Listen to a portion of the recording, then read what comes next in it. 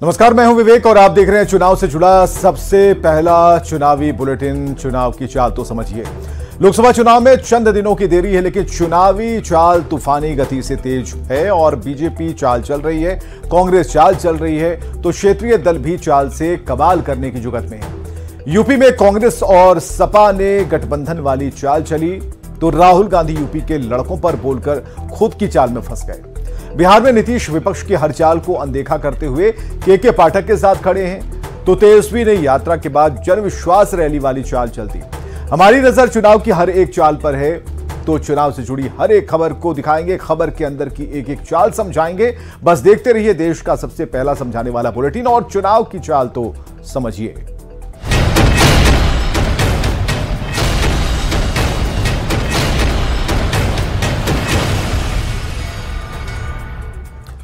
UP में कांग्रेस और Samajwadi party में बात बन गई। अब यूपी में कांग्रेस और समाजवादी पार्टी साथ साथ चुनाव लड़ेंगे। सीट बंटवारे पर फॉर्मूला तय हो गया। 17 सीट पर कांग्रेस जबकि 63 सीट पर समाजवादी पार्टी चुनावी मैदान में होगी। सवाल है कि क्या चुनाव में यह जोड़ी मोदी योगी की जोड़ी के सामने टिक पाएगी। लोकसभा चुनाव को लेकर उत्तर प्रदेश में समाजवादी पार्टी और कांग्रेस के बीच बात बन गई है। 17 सीट पर कांग्रेस जबकि 63 सीट पर समाजवादी पार्टी चुनावी मैदान में होगी। सपा चंद्रशेखर आजाद की आजाद समाज पार्टी समेत कुछ छोटे दलों को अपने कोटे से सीट दे सकती है। यानी अखिलेश यादव और सपा को तय करना है कि गठबंधन में सपा के साथ बाकी कौन सी पार्टियां 63 सीटों पर चुनाव लड़ेंगी।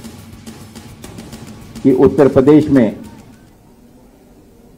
आपसी समन्वय से, चर्चा से यह निर्णय लिया गया है कि भारतीय राष्ट्रीय कांग्रेस यहां पर उत्तर प्रदेश में 17 सीटों पर चुनाव लड़ेगी। सपा ने वाराणसी सीट पर पीएम मोदी के सामने सुरेंद्र सिंह पटेल को उतारा है। अब डील के मुताबिक ये सीट कांग्रेस के कोटे में चली गई है। ऐसे में यहां से उम्मीदवार वापस लिया जाएगा। गठबंधन में आधिकारिक घोषणा करने से पहले अखिलेश यादव ने कहा कि अंत भला तो सब भला। अंत भला तो सब भला क्या समझे? तो क्या माना जाए? आप समझदार हो? सर, गठबंधन होगा, सीट शेयरिंग को लेकर विवाद छिड़ा हुआ है। कोई विवाद नहीं है। यूपी में 7 साल बाद कांग्रेस और सपा दोबारा एक साथ मिलकर चुनाव लड़ेंगे। दोनों दलों ने साथ मिलकर 2017 का विधानसभा चुनाव लड़ा था। तब ये नारा दिया गया था कि यूपी को ये साथ पसंद है। दोनों को यूपी के लड़के भी कहा गया, लेकिन मोदी योगी की जोड़ी के सामने इनका गठबंधन ताश के पत्ते की तरह धराशायी हो गया। सवाल है कि क्या इस बार ये जोड़ी कुछ कमाल करेगी या फिर से 2017 का रिजल्ट दोहराया जाएगा। Bureau report, news 18। समझिए यूपी में जोड़ी वाली चाल का भविष्य। उत्तर प्रदेश में आखिरकार इंडी गठबंधन टूटते टूटते बच गया और समाजवादी पार्टी और कांग्रेस के बीच सीटों का बंटवारा फाइनल हो गया। अब सीट शेयरिंग के हिसाब से कांग्रेस 17 सीटों पर चुनाव लड़ेगी, जबकि समाजवादी पार्टी के खाते में 63 सीटें आई हैं। तो समाजवादी पार्टी अपने हिस्से के सहयोगी छोटे दलों को वहां पर थोड़ा एडजस्ट करने की कोशिश करेगी। और कुछ ऐसा ही गठबंधन 2017 के विधानसभा चुनाव में हुआ था। तब सपा और कांग्रेस जो हैं एक मंच पर आए थे, लेकिन गठबंधन पूरी तरह से धराशायी हो गया था। अब भारतीय जनता पार्टी ने 312 सीटें जीतकर 3/4 बहुमत प्राप्त किया, जबकि सत्तारूढ़ समाजवादी पार्टी गठबंधन को आए थे मात्र 54 सीट और बहुजन समाज पार्टी को 19 सीटों से संतोष करना पड़ा। तो 2019 के लोकसभा चुनाव में सपा ने बसपा के साथ गठबंधन किया और यहां भी गठबंधन फेल हो गया। बीजेपी को अकेले 62 सीटों पर जीत दर्ज बीजेपी ने की, जबकि बसपा को 10 और सपा को महज 5 सीटें मिली। तो कांग्रेस का हाल तो और ज्यादा खराब रहा। खुद राहुल गांधी अमेठी से चुनाव हार गए। सवाल है कि इस बार फिर 2017 और 2019 वाला जो रिजल्ट है वो क्या दोहराया जाएगा या इन्हें कुछ फायदा भी होगा। आगे बढ़ते हैं। कांग्रेस नेता राहुल गांधी की भारत जोड़ो यात्रा उत्तर प्रदेश में है और यात्रा के दौरान पत्रकारों ने सवाल पूछा तो राहुल गांधी पत्रकार की जाति पूछने लगे। यहां तक कि कांग्रेस कार्यकर्ताओं ने पीट भी डाला। यही नहीं, राहुल ने यात्रा के दौरान यूपी के लड़कों को लेकर कुछ ऐसा कह दिया जिस पर सियासी बवंडर मचा है। राहुल गांधी ने शराब पर ऐसा क्या बोल दिया कि वहां बवाल मच गया। कांग्रेस सांसद राहुल गांधी बात मोहब्बत की दुकान खोलने की करते हैं, लेकिन जब पत्रकार सवाल पूछ डालें तो भड़क जाते हैं। आपके मालिक का क्या नाम है? जी, राहुल गांधी की भारत जोड़ो न्याय यात्रा आजकल उत्तर प्रदेश में है। राहुल की यात्रा का एक ऐसा वीडियो सोशल मीडिया पर वायरल हो रहा है जिसने उनकी मोहब्बत की दुकान की पोल खोलकर रख दी। हुआ यूं कि राहुल की यात्रा रायबरेली पहुंची हुई थी। इसी दौरान एक पत्रकार ने सपा से गठबंधन पर सवाल पूछ डाला। फिर क्या था, राहुल गांधी भड़क गए और लगे पत्रकार से सवाल पूछने। बताओ तुम्हारा नाम क्या है, बताओ तुम्हारी जाति क्या है, बताओ तुम्हारे मालिक का नाम क्या है। आप शिव प्रसाद जी हैं, आपके मालिक का क्या नाम है? आपके मालिक का क्या नाम है? क्या नाम है? नाम बताओ, नाम बताओ। राहुल गांधी की यात्रा का एक और वीडियो वायरल हो रहा है। इसमें राहुल गांधी ने बनारस के लड़कों का जिक्र करते हुए कुछ ऐसा बोल दिया कि सियासी बखेड़ा शुरू हो गया। पहले सुनिए राहुल गांधी ने क्या कहा। बाजा बज रहा है, यूपी का भविष्य रात को शराब पिए नाच रहा है, डांस कर रहा है। बयान को लेकर केंद्रीय मंत्री स्मृति ईरानी ने राहुल गांधी पर निशाना साधा है और राहुल गांधी पर यूपी के लड़कों का अपमान करने का आरोप लगाया।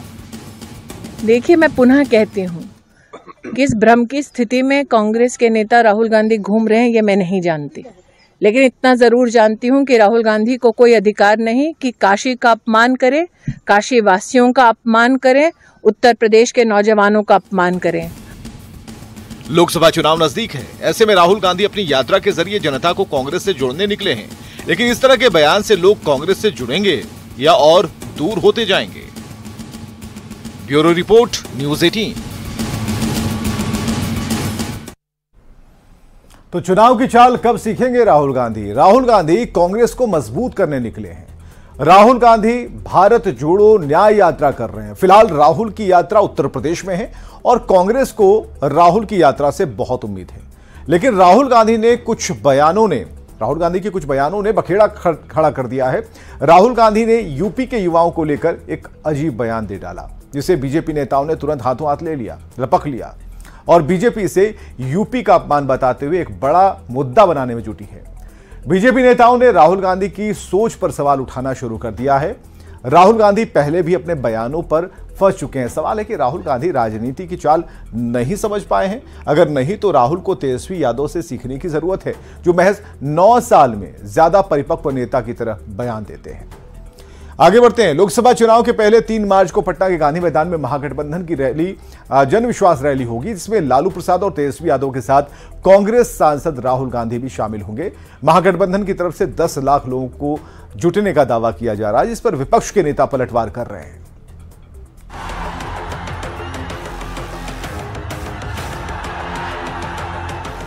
आप सब लोगों को हम हो सकता है कि 3 या 4 तारीख को बुलाएं, तो आप लोग जरूर आइएगा।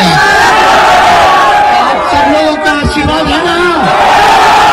जन विश्वास है कि नहीं? बिहार में सरकार से आउट होने के बाद नेता प्रतिपक्ष तेजस्वी यादव जन विश्वास यात्रा पर हैं। एक तरफ तेजस्वी जनता का विश्वास जीतने निकले हैं, तो दूसरी ओर यात्रा से उत्साहित महागठबंधन पटना में महाजुटान करने जा रहा है। 3 मार्च को पटना के गांधी मैदान में महागठबंधन की जनविश्वास रैली होगी।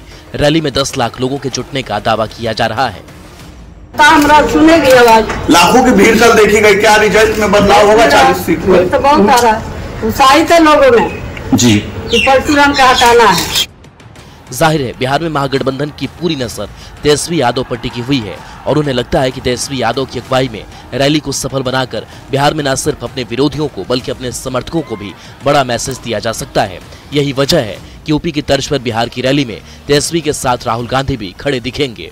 महागठबंधन ने ये फैसला लिया है कि उस जनाक्रोश को हम लोगों को पटना उस दिन पहुंचाना है, ताकि हम लोगों के नेताओं की बात लोग सुन सकें और बिहार में एक नया नेतृत्व सामने आए। महागठबंधन या कहे कि तेजस्वी की जनविश्वास रैली पर एनडीए के नेताओं ने तंज कसा है। डिप्टी सीएम सम्राट चौधरी ने तंज कसते हुए कहा कि बिहार को लूट के पैसे से यात्रा पर निकले हैं, तो दूसरे लूट के पैसे से भारत जोड़ो यात्रा पर हैं। ये लुटेरे हैं, बिहार को लूट के पैसे से बिहार भ्रमण पे निकले हैं। एक लुटेरे जो देश को लूटने वाले हैं वो भारत जोड़ो यात्रा पे निकले हैं, दूसरे लुटेरे बिहार में घूम रहे हैं। 2017 में यूपी के विधानसभा चुनाव में भी कुछ ऐसी ही कोशिश की गई थी। राहुल गांधी और अखिलेश यादव एक साथ आए तब नारा लगा था यूपी को ये साथ पसंद है, लेकिन यूपी की जनता ने इस गठबंधन को पूरी तरह नकार दिया और बीजेपी की पूर्ण बहुमत की सरकार बना दिया। सवाल है कि क्या 2024 और 2025 में वो कहानी फिर दोहराई जाएगी? न्यूज़ 18 के लिए पटना से आनंद अमृतराज और धर्मेंद्र की रिपोर्ट। तो रैली के पीछे की चाल को जरा समझिएगा। लोकसभा चुनाव नजदीक है और लोकसभा चुनाव में मोदी से मुकाबले के लिए इंडी गठबंधन बना है और गठबंधन के कई दल चुनाव से पहले अलग हो चुके हैं। अब गठबंधन के सूत्रधार रहे नीतीश कुमार ने खुद को अलग कर लिया और इसकी वजह से बिहार में इंडी अलायंस को तगड़ा झटका लगा है। अब गठबंधन के जो दल हैं इसकी भरपाई में लगे हैं, इसलिए तेजस्वी यादव जन विश्वास यात्रा पर हैं और अब 3 मार्च को जन विश्वास रैली करने की तैयारी है, जिसमें तेजस्वी के साथ राहुल गांधी होंगे। सवाल है कि क्या इस जोड़ी पर जनता विश्वास जताएगी? आगे बढ़ते हैं। लोकसभा के चुनाव नजदीक है और ऐसे में छोटे छोटे मुद्दे भी बड़े बन जाते हैं। फिलहाल विपक्षी दलों ने चुनाव से पहले के पाठक को लेकर मोर्चा खोल दिया है और लगातार सरकार को घेर रहे हैं, लेकिन बिहार के मुख्यमंत्री नीतीश कुमार खुलकर शिक्षा विभाग के अपर मुख्य सचिव के पाठक के समर्थन में उतर आए हैं। के पाठक को अच्छा अधिकारी बताते हुए नीतीश कुमार विपक्ष पर जमकर बरसे। विधानसभा में नीतीश कुमार ने साफ कर दिया कि के पाठक के खिलाफ कोई कार्रवाई नहीं होगी। बार आदमी के खिलाफ आप लोग कार्रवाई कर रहे हैं और कहिएगा अधिकारी को हटाइए। ये आपका अधिकार है, जो सबसे ईमानदार है उसके खिलाफ कार्रवाई करते हैं। विपक्ष के तमाम आरोपों और हंगामों के बावजूद बिहार के मुख्यमंत्री नीतीश कुमार ने साफ कर दिया कि के पाठक को उनका पूरा समर्थन है। नीतीश कुमार ने शिक्षा विभाग के अपर मुख्य सचिव के पाठक को बिहार का सबसे ईमानदार अधिकारी बताया। नीतीश ने साफ कर दिया कि शिक्षा में सुधार होकर रहेगा, इसके लिए के पाठक जैसे ईमानदार अधिकारी का रहना बहुत जरूरी है। ये बिल्कुल गलत है। ईमानदार आदमी के खिलाफ आप लोग कार्रवाई कर रहे हैं, जो सबसे ईमानदार है उसके खिलाफ कार्रवाई करते हैं। ऐसे अधिकारी जो किसी का धंधा इधर उधर नहीं सुनता है और उसी के खिलाफ एक्शन लेते हैं, बहुत गलत बात है। एक तरफ नीतीश कुमार के पाठक के समर्थन में खड़े हैं, दूसरी ओर विपक्ष लगातार के पाठक पर हमलावर है। एक पदाधिकारी शिक्षा विभाग के बड़े पदाधिकारी उनकी बात को नहीं माना, तो आज तो साफ कर दिया ना नीतीश कुमार ने। उनके कहने से मुख्यमंत्री नाम का कोई चीज नहीं है। मैंने पहले ही कहा कि माननीय मुख्यमंत्री नाम का कोई चीज नहीं है। खुद का मजाक बनाने का, उपहास बनाने का खुद पात्र बन जाना, ये सरकार के इकबाल को दर्शाता है। अब चाहते हैं क्या? हम ये चाहते हैं कि 2 बातें, एक तो जो बात मुख्यमंत्री जी ने आज कही है उसको पाठक अक्षरशः माने, जो कल नहीं माना। के पाठक के आदेश थोड़े कड़े जरूर होते हैं, लेकिन ये सच है कि वो बिहार की शिक्षा व्यवस्था को दुरुस्त करने में लगे हैं। ये के पाठक का ही असर है कि स्कूल में समय पर शिक्षक और छात्र दोनों पहुंच रहे हैं और पठन पाठन की स्थिति भी अच्छी हुई है।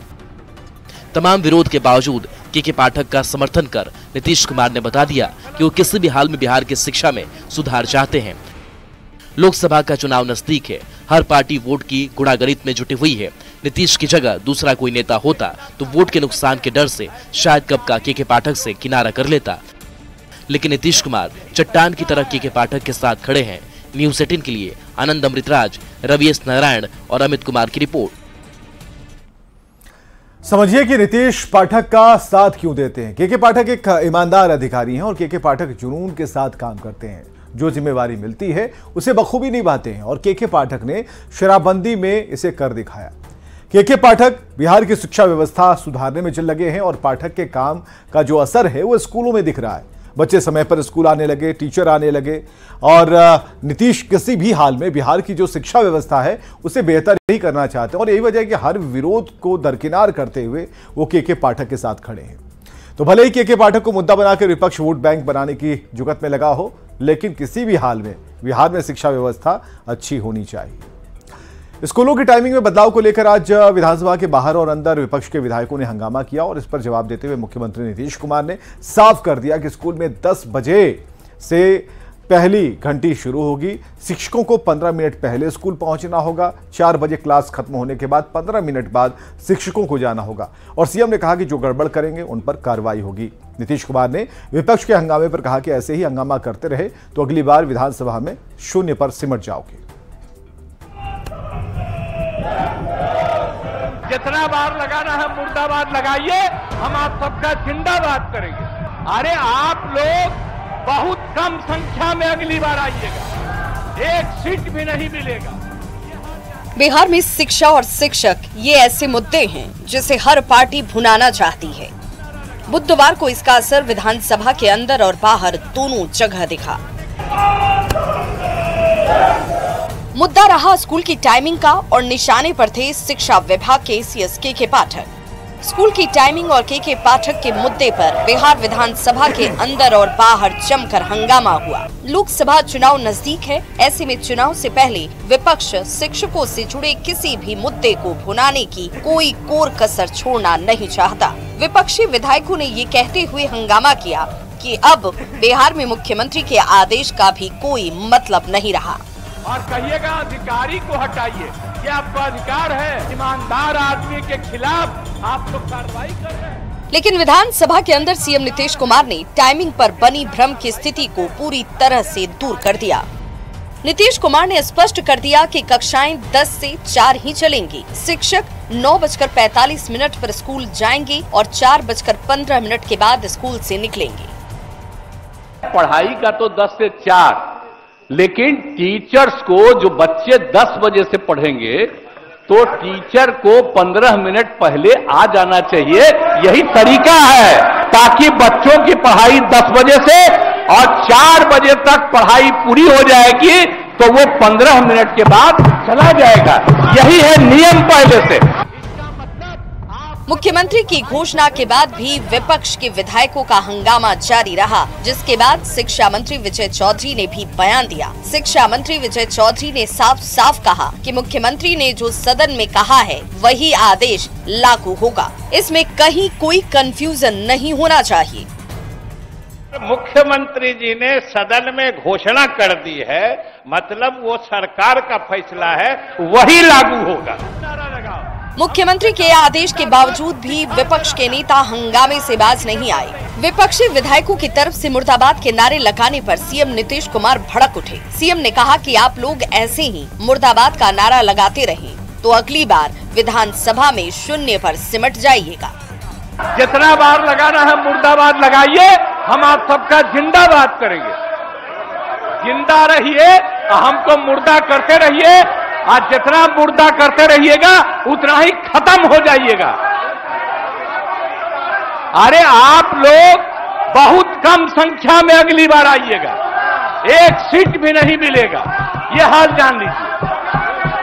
इसलिए लगाओ नारा, खूब नारा लगाओ। हम इसलिए कह रहे हैं जिंदाबाद कि घर में रहना। हमने कह दिया है पढ़ाई। मुख्यमंत्री के आदेश से कंफ्यूजन दूर हो चुका है। स्थिति साफ हो गई है कि अब स्कूलों की टाइमिंग सुबह 10 बजे से लेकर शाम के 4 बजे तक ही रहेगी। शिक्षकों ने मुख्यमंत्री के आदेश के बाद पहले ही खुशी जाहिर कर दी है, लेकिन विपक्ष है कि मानने को तैयार ही नहीं। सवाल है कि क्या विपक्ष को सच में स्कूल की टाइमिंग से मतलब है या फिर इनका मकसद बस हंगामा करना भर है ताकि माहौल बनाया जाए, ताकि चुनाव में वोट का जुगाड़ हो सके। न्यूज़ 18 के लिए आनंद अमृतराज, रवि एस नारायण और अमित कुमार की रिपोर्ट। और खबरें लगातार जारी हैं, बने रहिए हमारे साथ।